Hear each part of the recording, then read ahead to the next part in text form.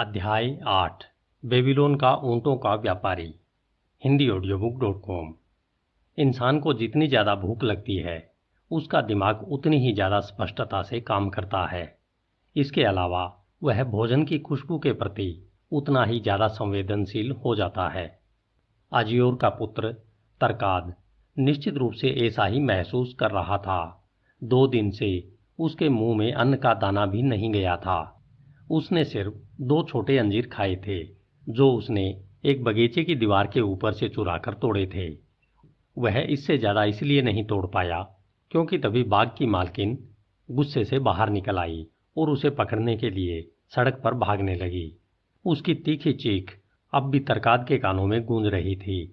हालांकि इस समय वह बाजार से गुजर रहा था, इसी कारण वह खुद पर इतना संयम रख पा रहा था कि बाजार में फल बेचने वाली महिलाओं की ललचाने वाली टोकरियों तक अपनी बेचैन उंगलियों को न पहुंचने दे।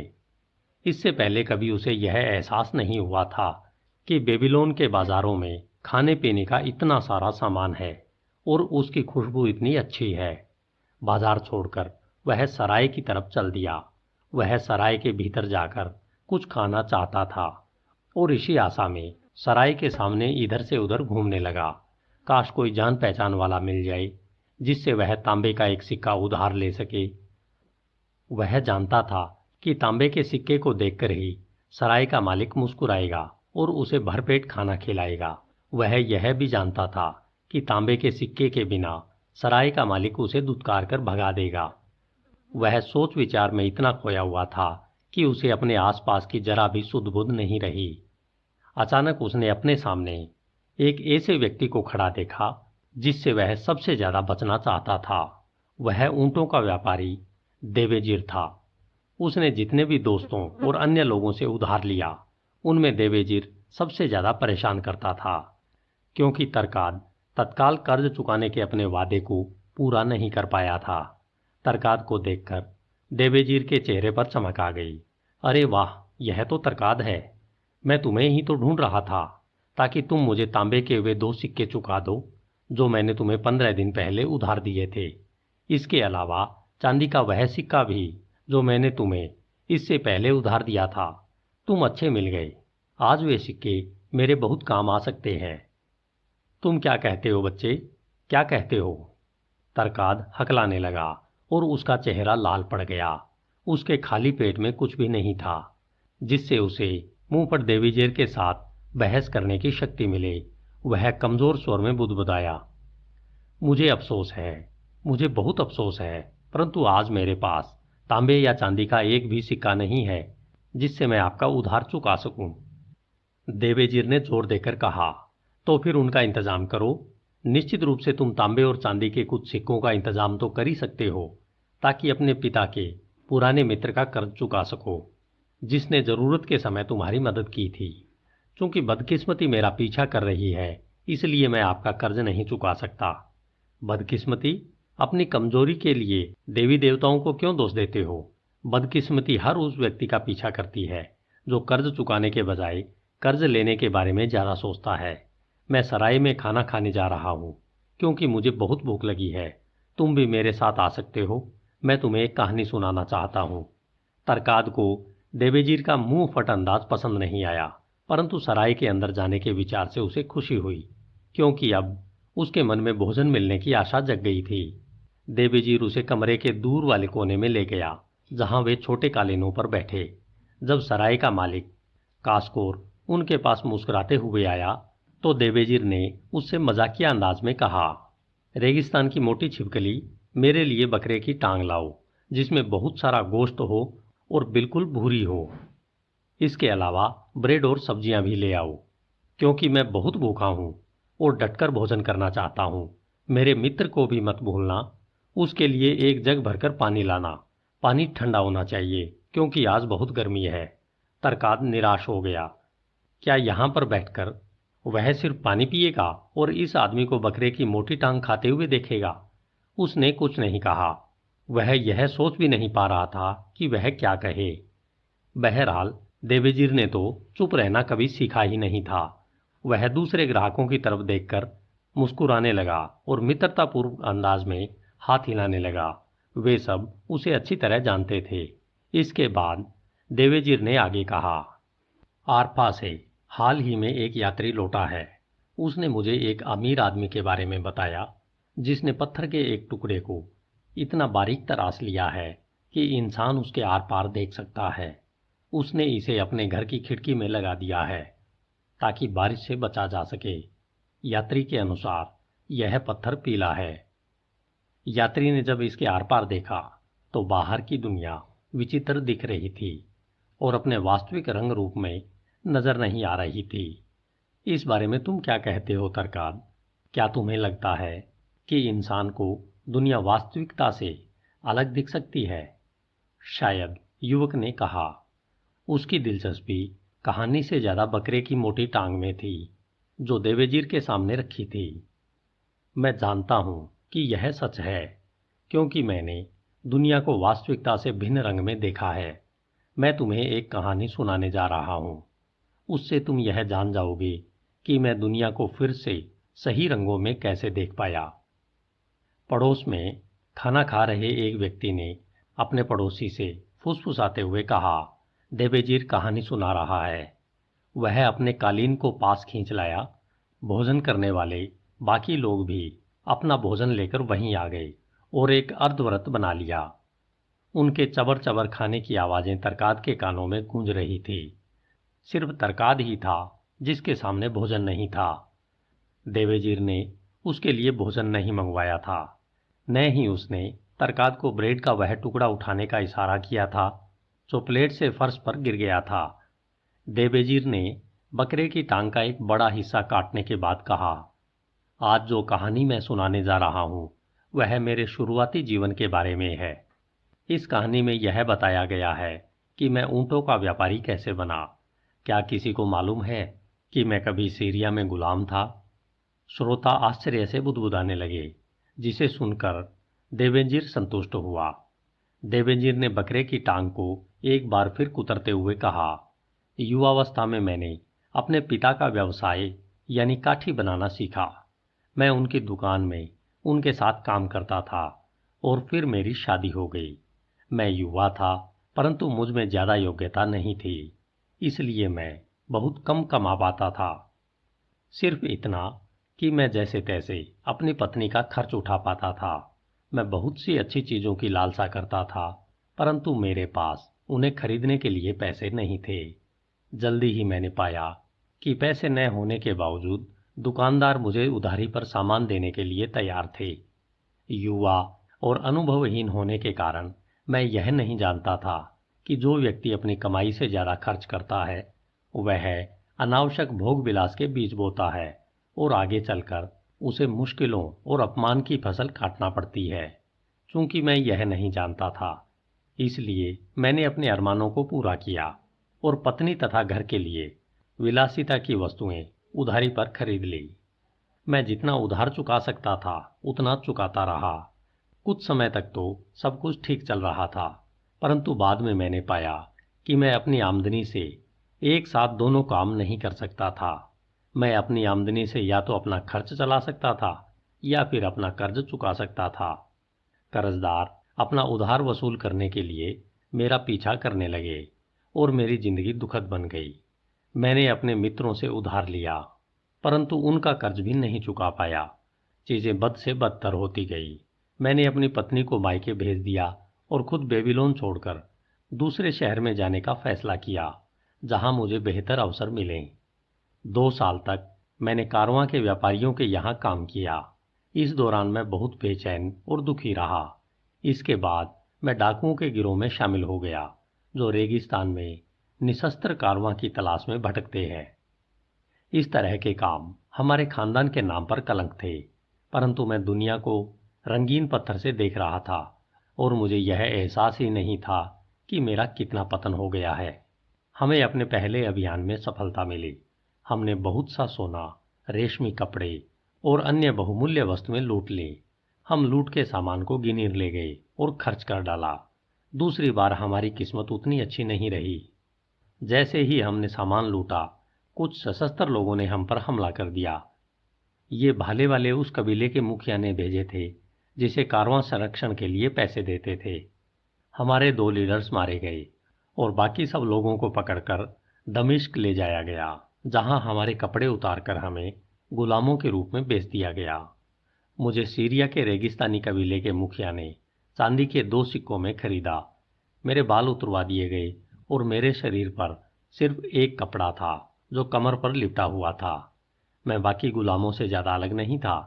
लापरवाह युवक की तरह मैंने सोचा कि यह अनुभव भी रोमांचक होगा, परंतु मैं तब दहल गया जब मेरे मालिक ने मुझे अपनी 4 पत्नियों के सामने पेश करके कहा कि वे मुझे अपना किन्नर बना सकती है।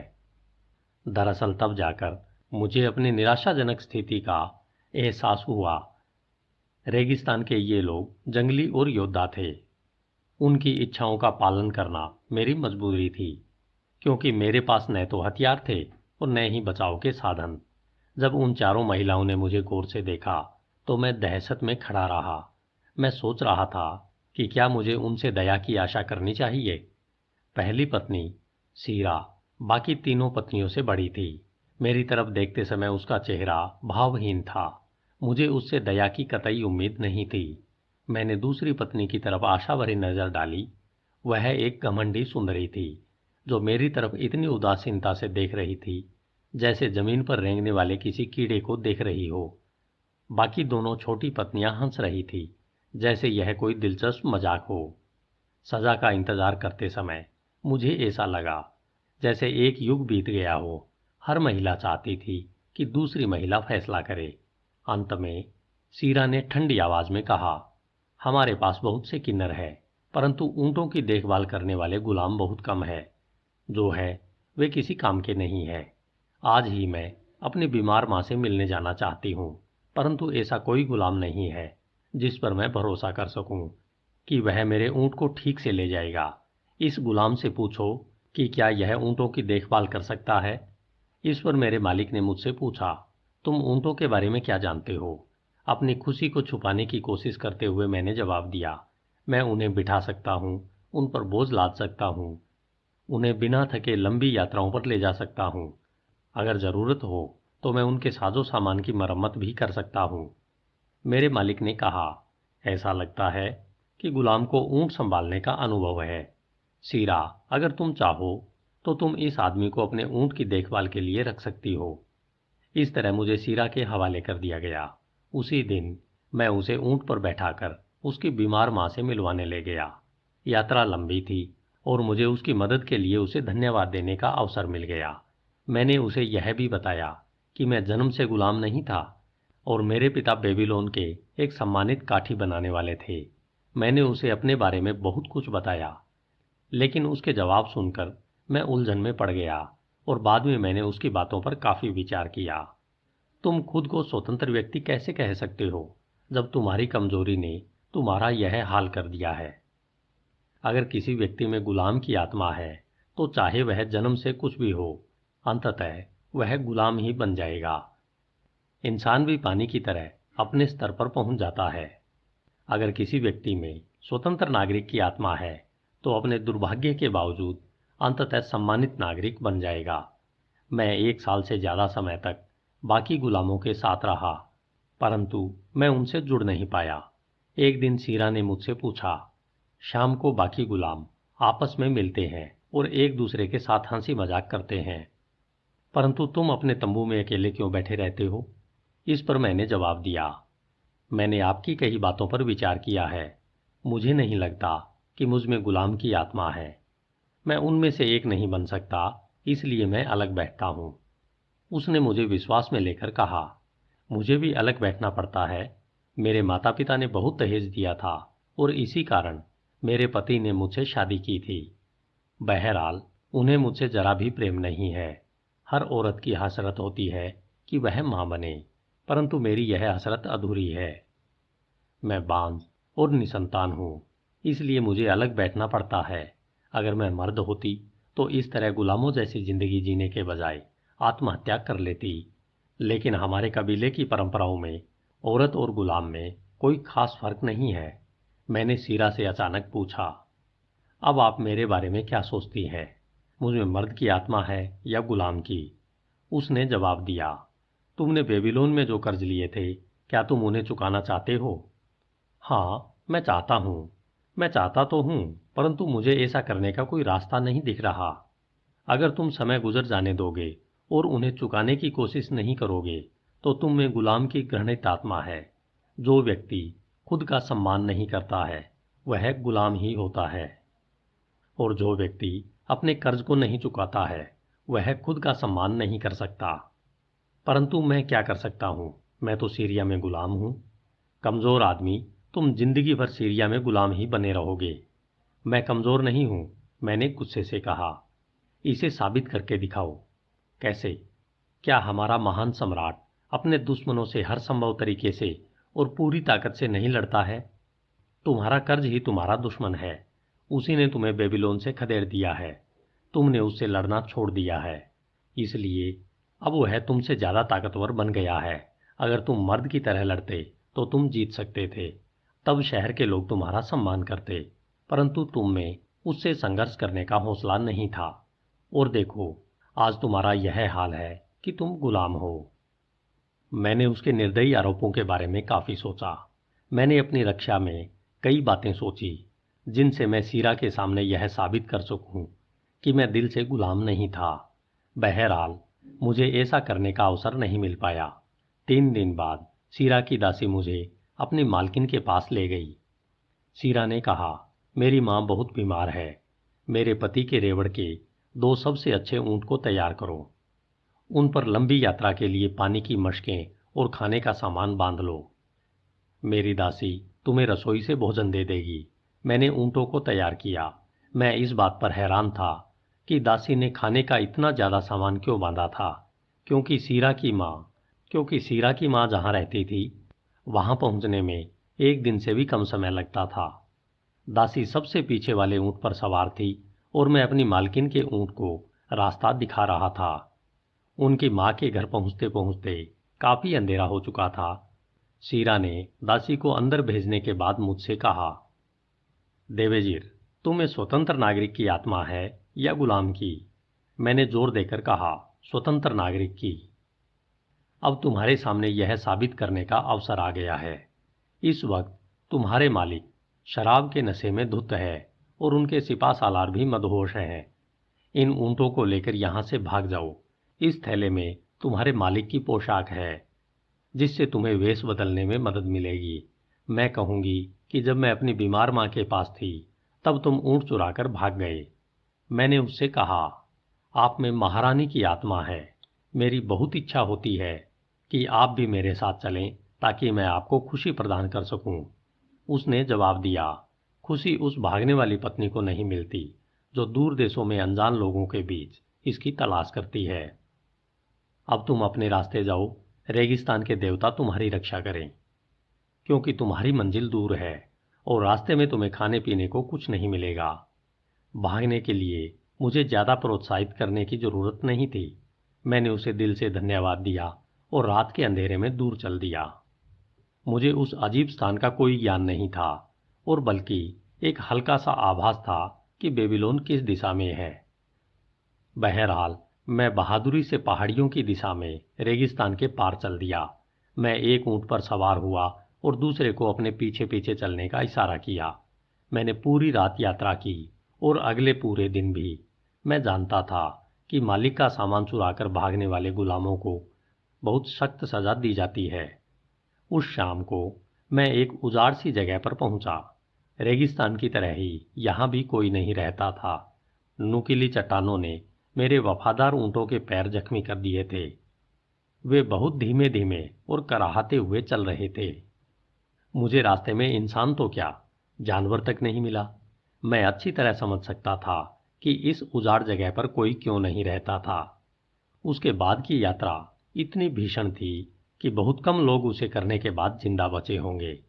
हर दिन हम धीरे धीरे चलते रहे। हमारे पास जितना भोजन और पानी था, वह सब खत्म हो गया।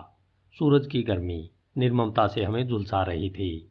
9वें दिन शाम को मैं अपने ऊंट से फिसलकर गिर पड़ा। मैं जानता था कि मैं इतना कमजोर था कि दोबारा ऊंट पर नहीं चढ़ पाऊंगा और इसी उजाड़ जगह पर मर जाऊंगा।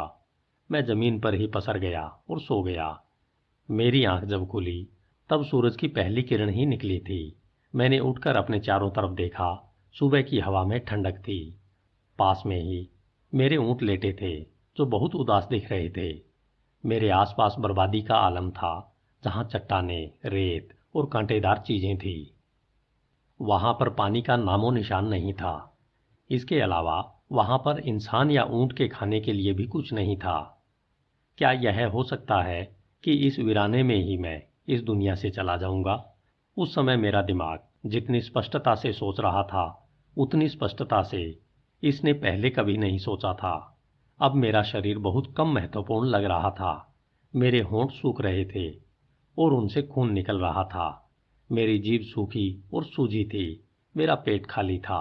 परंतु पिछले दिनों परंतु पिछले दिनों इन सब से मुझे जितना भीषण दर्द हो रहा था, अब वह गायब हो चुका था। मैंने एक बार फिर खुद से यह सवाल पूछा, मुझ में स्वतंत्र नागरिक की आत्मा है या गुलाम की? फिर स्पष्टता के साथ मुझे एहसास हुआ कि अगर मुझ में गुलाम की आत्मा होती तो मैंने हार मान ली होती, रेगिस्तान में ही पसर कर मर गया होता, जो एक भगोड़े गुलाम का अंत होता। परंतु अगर मुझ में स्वतंत्र नागरिक की आत्मा है, तो फिर निश्चित रूप से मैं बेबीलोन तक पहुंचने की कोशिश करूंगा। अपने पर भरोसा करने वाले लोगों का कर्ज चुकाने की कोशिश करूंगा। अपनी प्रेमपूर्ण पत्नी को खुशी दूंगा और अपने माता पिता को शांति तथा संतुष्टि प्रदान करूंगा। सीरा ने कहा था, तुम्हारा कर्ज ही तुम्हारा दुश्मन है। उसी ने तुम्हें बेबीलोन से खदेड़ दिया है। हाँ, यह सही था। मर्द की तरह उसका मुकाबला क्यों नहीं किया? मैंने अपनी पत्नी को मायके क्यों भेज दिया? फिर एक अजीब चीज हुई। पूरी दुनिया अलग नजर आने लगी। ऐसा लग रहा था जैसे पहले मैं दुनिया को किसी रंगीन पत्थर के माध्यम से देख रहा था, जो अब अचानक हट गया था। आखिरकार मुझे सच्चे जीवन मूल्य नजर आने लगे। मैं और रेगिस्तान में मर जाऊं? कभी नहीं। यह मेरे मन में एक नया सपना जाग चुका था। अब मैं जानता था कि मुझे कौन से काम करने ही थे। सबसे पहले तो मैं बेबीलोन जाऊंगा और कर्ज देने वाले लोगों से मिलूंगा। मैं उन्हें बताऊंगा कि बरसों तक भटकने और दुर्भाग्य का शिकार होने के बाद मैं उनका कर्ज उतारने के लिए आया हूं।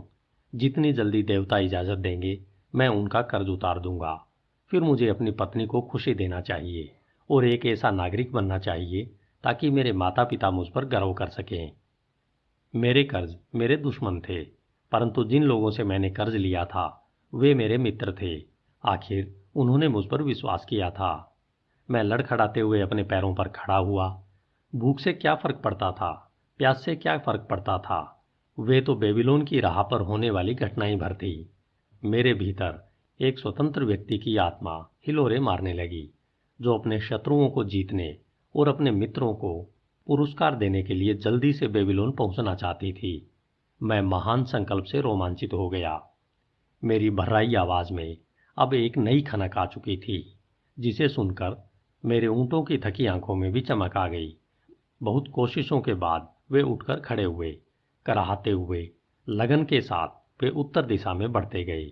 मेरी अंतरात्मा की आवाज यह कह रही थी कि इस दिशा में हमें बेबीलोन मिल जाएगा।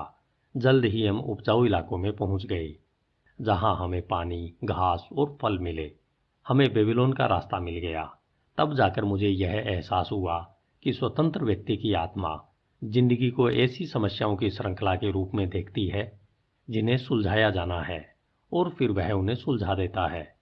जबकि गुलाम की आत्मा रोती है, मैं क्या कर सकता हूँ, मैं तो गुलाम हूँ। तरकाद, तुम अपने बारे में कुछ कहो। क्या तुम्हारे पेट की भूख ने तुम्हारे दिमाग को बहुत स्पष्ट कर दिया है?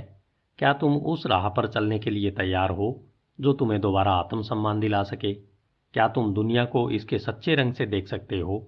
क्या तुम में अपने कर्ज चुकाने की इच्छा है, चाहे वे कितने ही ज्यादा क्यों न हो? क्या तुम दोबारा बेबीलोन के सम्मानित नागरिक बनना चाहते हो? तरकाद की आंखों में नमी आ गई। वह अपने घुटनों पर उत्साह से उठा। आपने मुझे जिंदगी जीने का एक नया नजरिया दिया है। मुझे यह लगने लगा है कि मेरे भीतर स्वतंत्र व्यक्ति की आत्मा हिलोरे मार रही है। परंतु देवेजीर, यह तो बताओ कि वापस लौटने के बाद तुम्हारा क्या हाल हुआ? एक दिलचस्पी लेने वाले श्रोता ने पूछा। देवेजीर ने जवाब दिया, जहां संकल्प होता है वहां राह निकल आती है। मुझ में संकल्प था, इसलिए मैं राह खोजने निकल पड़ा। सबसे पहले तो मैं हर कर्ज देने वाले से मिला। मैंने सबसे यही आग्रह किया मैंने सबसे यही आग्रह किया कि वे तब तक और धैर्य रखें जब तक कि मैं उनका कर्ज उतारने लायक कमा न लूं। उनमें से ज्यादातर मुझे देखकर खुश हुए। हालांकि कुछ ने मुझे खरी खोटी सुनाई, परंतु बाकियों ने मेरी मदद करने का वचन दिया। उनमें से एक ने तो मेरी वह मदद की जिसकी मुझे सख्त जरूरत थी। वह मैथन नामक साहूकार था। जब उसे यह पता चला कि मैं सीरिया में ऊंटों की देखभाल करता था, तो उसने मुझे ऊंटों के व्यापारी नेवाटूर के पास भेज दिया। नेवाटूर को हमारे सम्राट ने एक महान अभियान के लिए अच्छे ऊंटों के बहुत से रेवड़ खरीदने का ठेका दिया था। उसके यहाँ मैंने अपने ऊंटों के ज्ञान का बहुत अच्छा उपयोग किया। धीरे धीरे मैंने अपने ऊपर चढ़े तांबे और चांदी के एक एक सिक्के का कर्ज उतार दिया। अब मैं एक बार फिर अपना सिर उठाकर जी सकता था और यह अनुभव कर सकता था कि मैं भी एक सम्मानित इंसान हूँ। एक बार फिर देवेजीर अपने भोजन की ओर मुड़ा। उसने जोर से चिल्लाकर कहा, ताकि उसकी आवाज रसोई तक सुनाई दे, कास्कोर, तुम बहुत ढीले हो। खाना ठंडा हो गया है। मेरे लिए गर्मा गर्म मांस लेकर आओ। मेरे मित्र के बेटे तरकाद के लिए भी एक बड़ा टुकड़ा लेकर आना, क्योंकि वह भूखा है और मेरे साथ खाना खाएगा। इस तरह प्राचीन बेबीलोन के ऊंटों के व्यापारी देवेजीर की कहानी सू खत्म हुई। उसे अपनी अंतरात्मा की आवाज उस समय सुनाई दी जब उसे एक महान सच्चाई का एहसास हुआ। एक ऐसी सच्चाई का जिसे उससे पहले के सभी समझदार लोग जानते थे और उसका इस्तेमाल करते थे। इसने हर युग के लोगों को मुश्किलों से पार निकाला है और सफलता की राह दिखाई है। जो बुद्धिमान लोग इसकी जादुई शक्ति को समझते हैं, उन्हें यह भविष्य में सफलता दिलाती रहेगी। इसका प्रयोग आगे बताए गए शब्दों को सुनने वाला हर व्यक्ति कर सकता है। जहां संकल्प होता है, वहां राह निकल आती है। धन्यवाद। HindiAudiobook.com